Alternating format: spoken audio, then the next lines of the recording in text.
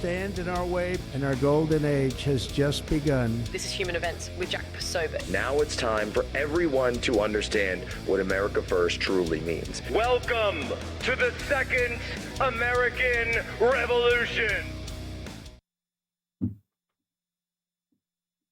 All right, Jack Posobiec, we are back live here, Human Events Daily, Real America's Voice. Folks, if you use Gmail, ChatGPT, AT&T, DoorDash, or Comcast, you are now at a critically elevated risk level. And it's just the last few months, there have been confirmed major security breaches at each of these companies. The leaks exposed names, emails, addresses, phone numbers, and behavioral patterns that scammers rely on to target who? You. Data brokers publish detailed profiles on every single American adult. Your home, your family, your habits, your age, your income, your online footprint, everything scammers need to calculate whether you're a profitable target. Don't believe it? Google your name and address, and you'll see hundreds of websites publishing your intimate details of your life. That's unless you use Patriot Protect. And Patriot Protect removes your personal data from the internet, wiping it from Google and every major site where scammers, cyber criminals, and stalkers hunt for victims. You never agreed to share this info. Now you can take it back. Patriot Protect scans and deletes your personal information from 100 plus people's search engines and data brokers. These are the exact sites scammers use to case you before they strike. Once your profile is eliminated, their search and destroy protocol runs continuous monitoring. So every new exposure is detected and wiped immediately. It's the peace of mind from having your own security team, all for the cost of keeping your porch lights on. Because the only thing worse than getting hacked is knowing you could have stopped it. So use promo code POSO for 15% off the yearly subscription. Again, that's promo code POSO for 15% off. Very excited now to welcome on our next guest, the Assistant Attorney General for Civil Rights, Harmeet Dhillon. Harmeet, how are you? I'm great. Thanks for having me, Jack. Thank you. And I must say right off the top, that is a lovely sweater. Thank you very much. Vintage 2021, knit it myself. It's the holiday season, festive. That's what I was going with the flannel today, and here I thought I would be the only one. So I'm glad that we were of the same mind on that. Yeah, absolutely. We're all kicking back. I wanted to get in. You've put forward an incredible there's this new case, and you're really at the head of it regarding the states and regarding voter rolls. Give us an update on that because I understand it's expanding. Right. Well, it's a tedious process because each of these states has to be contacted, negotiated with under our deadlines and rules, and then sued individually. So we started this project months ago. We have demanded the voter rolls from all the 50 states. Some of them stepped up and immediately, or with a little bit of pushing, complied. So that's 4 states. We sued one and won a settlement. That's North Carolina. We are close to reaching resolution with a dozen states, and we will be getting their data and helping them clean up their voter rolls very shortly. And then finally, we've sued 14 states in 15 lawsuits. California got sued twice, once Orange County and one statewide. And they're fighting our lawsuits. These are mainly blue states. These are blue states that routinely and freely share their voter data with groups like ERIC and other organizations, but they somehow claim that the DOJ and the United States government doesn't have a secure system for maintaining this data, even though much of the important data we're requesting comes from the federal government, like Social Security numbers. And we have databases that we run this information through. And we found some pretty shocking things. So I'm glad that this project is moving along now. Well, that's absolutely incredible. And it's something that's needed. Obviously, President Trump made that a key point and a key plank of the 2024 election. And for so many people saying, oh, where's the results? Well, obviously, you're sitting there, you're getting them. I also wanted to call out because I hadn't even seen this really reported beyond what you had said already just on Twitter. The new 2A section of the Civil Rights Department, a new Second Amendment section. Walk us through that. Yeah, well, this is historic. And for some reason, the fake news media doesn't like to really amplify what we're doing at the DOJ. But ever since I got here, I joined other patriots here in this great organization, institution, including the Attorney General, trying to figure out ways that we can highlight and expand the work that we're doing. And luckily, the Supreme Court has given us some good tools with the Bruen decision 3 years ago and other decisions that have made it clear that the Second Amendment is not a Second Amendment second-class right. That's what the Attorney General is very fond of saying about this issue. And so far, I've gone to court and personally argued against Illinois' so-called assault weapons ban. I also have helped with the Solicitor General's briefing in the Wolford case in Hawaii, challenging their ludicrous restrictions over there. And we have sued Los Angeles County for unreasonable delays in issuing concealed carry permits that under Bruen are supposed to be issued very quickly. I got mine here in DC in 6 days, so kudos to them for following the law. And other cases are planned. All over the country, there are states that have unreasonable restrictions, not just blue states, there's some red states with some outdated restrictions on there that are inconsistent with the law. Some states charge thousands of dollars to even apply for a concealed carry permit. This is not constitutional, and this focus is important. Now, I got some pushback from Democrat members of Congress about this because we have to float this through Congress before we set up a new section. So there's a lot of hurdles, a lot of paperwork.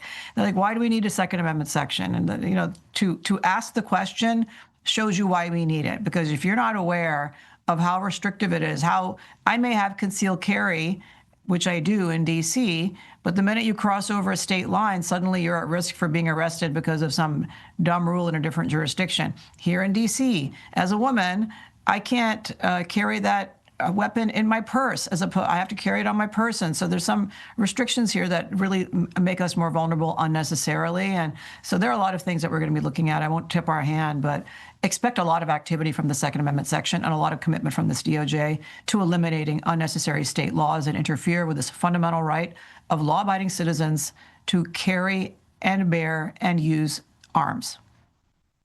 Well, no, I just want to, I'm actually thinking about this as you're saying this, that you're talking about the Department of Justice Second Amendment section. We've had the Second Amendment for as long as we've had the United States. It dates back to 1791 and the original ratification of the Constitution. This isn't the first time we've had a Second Amendment section under the Attorney General, though, is it? It surely can't be. It is. It is. This Attorney General did it and approved it.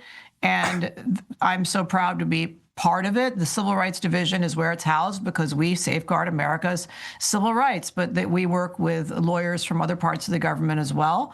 And so, there's a lot of focus on this. A lot of us are weapons owners in, the political appointees of the DOJ and, of course, in other sections of the government. So we personally have experienced the discrimination. I came from California.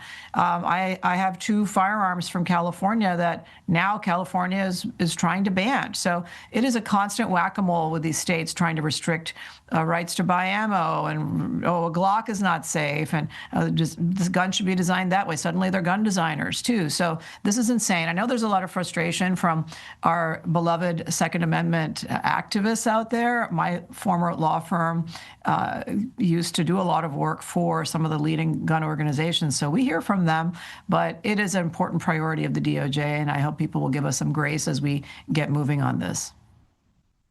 That's so interesting you mentioned this because I can't say anything about this publicly, but I recently also had a pitch for, totally separate from this, but recently had a pitch to a major national conservative organization that I know is undergoing a process of expansion.